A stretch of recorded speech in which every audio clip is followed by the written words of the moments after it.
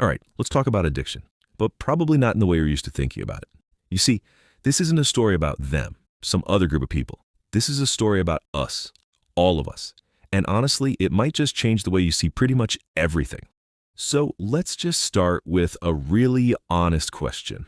And I mean, really think about it for a second. When was the last time you did something knowing deep down it wasn't the best thing for you, but you just did it anyway? The pull was just too strong. You know, maybe it was eating that second slice of cake when you were already totally full. Or what about getting lost in that black hole of scrolling on your phone way past your bedtime? Maybe it was the quick buzz of buying something you didn't really need. Or even staying late at the office, not because you had to, but because the quiet at home just felt a little too loud. We all have these things, right? We just call them bad habits. But what if they're pointing to something much, much deeper? Well, according to one of the most brilliant experts on this topic, Dr. Gabor Mate, those things are the hidden faces of addiction. His whole argument is that we are literally swimming in a sea of addictive behaviors that we've just decided are normal. So this explainer, it's not really about hard drugs. It's about you, it's about me, and the patterns we live out every single day. So what are we actually talking about here? This is Dr. Mate's definition of addiction. And what's so powerful about it is what it doesn't say. Notice there's no mention of substances, no drugs, no alcohol. This can be anything: shopping, working, video games, social media, heck, even our own thought patterns. Let's break this down into 4 really simple steps. First, you've got the craving, that itch, that urgent pull, that feeling that you need to do the thing. Then comes step 2, the temporary relief. That's the exhale, right? The moment of peace you get when you finally give in. But that leads straight to step 3, the negative consequences. The guilt, the shame, the wasted time, the hit to your bank account, and finally, number 4, difficulty stopping. Even though you know it's not great for you, you find yourself doing it all over again. Does any of that ring a bell, even a little bit? And this right here is where the whole conversation flips on its head. Instead of judging the behavior, Dr. Mate asks this incredibly profound question. For years, with his patients, he wouldn't ask what they were addicted to. He would ask, what did it give you? In that moment, what good thing did it do for you? What did you like about it? And the answers he got back were, wow. They were astonishingly consistent. It didn't matter if he was talking to a high-powered CEO addicted to work, a compulsive shopper, or a person using heroin on the street. The answers were always the same. The behavior helped them escape pain. It gave them a way to cope with stress. It offered a fleeting moment of peace or connection or a sense of control in a life that felt out of control. The point is, we're all looking for the same relief. Let's make this real. Imagine someone we'll call Sarah. Every night, she finds herself shopping online. The debt is piling up, but she just can't stop. Why? It's not because she's weak. It's because she feels invisible at work and taken for granted at home.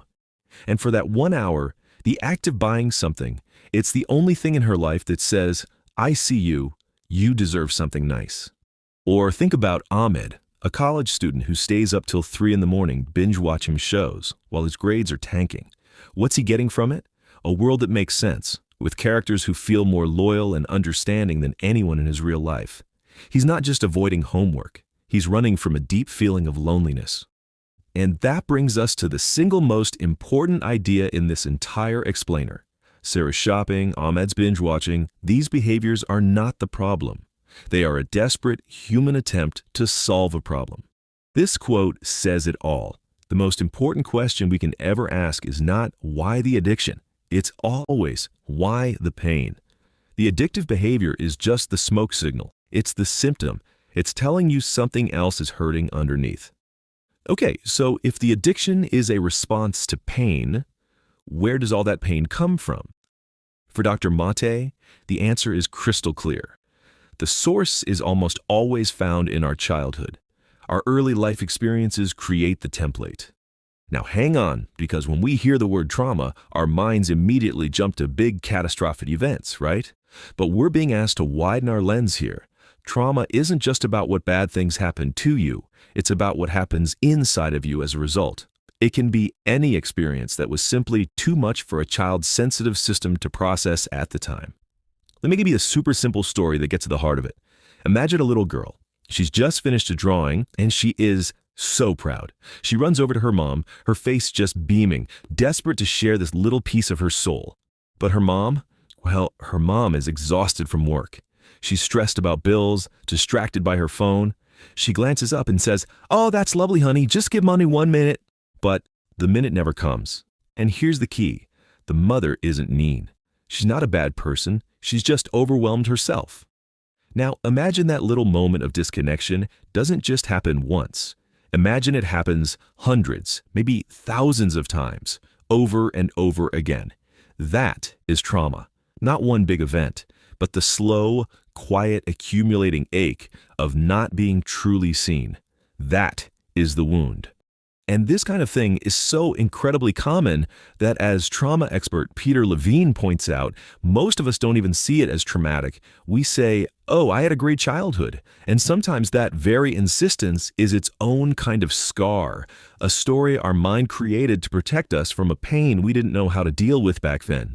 And yet look at how our society treats these wounds. Dr. Matze points out this stunning hypocrisy. We look at the person addicted to heroin and we see a criminal, a moral failure. We push them away. But the cigarette smoker, oh, that's just our neighbor, our uncle. Cigarettes are sold on every corner and kill over 8 million people every single year, vastly more than heroin. The logic just isn't there. We judge one to feel better about our own, more socially acceptable addictions. So, where do we go from here? This quote explains why so many attempts to heal just don't work. They only focus on stopping the behavior. It's like trying to fix a huge leak in your ceiling by just mopping the floor. You can mop all day, you'll be exhausted, but you are never ever going to solve the real problem. The real path forward, the path to actual healing, it all starts by daring to ask a completely different, much more compassionate question. So instead of gritting our teeth and asking, "How do I stop this? How do I fight this urge?" we're invited to just gently turn inward and ask, what is this pain inside me that I'm so desperate to run away from? What's the wound that's driving all of this? See the difference? One is an attack, the other is an act of curiosity and kindness. And this leads us to a really beautiful, hopeful place. Healing is not a battle. It isn't about shaming yourself or forcing yourself to be better through willpower. It's about finding that wounded part of yourself, that little kid who wasn't seen, and finally, with compassion, holding them. It's about being the adult for yourself that you always needed. So I'll just leave you with this thought. Instead of judging our habits or the habits of the people around us, maybe the most powerful and healing question we can ask is the one on your screen right now. What is the wound you carry that is looking for healing?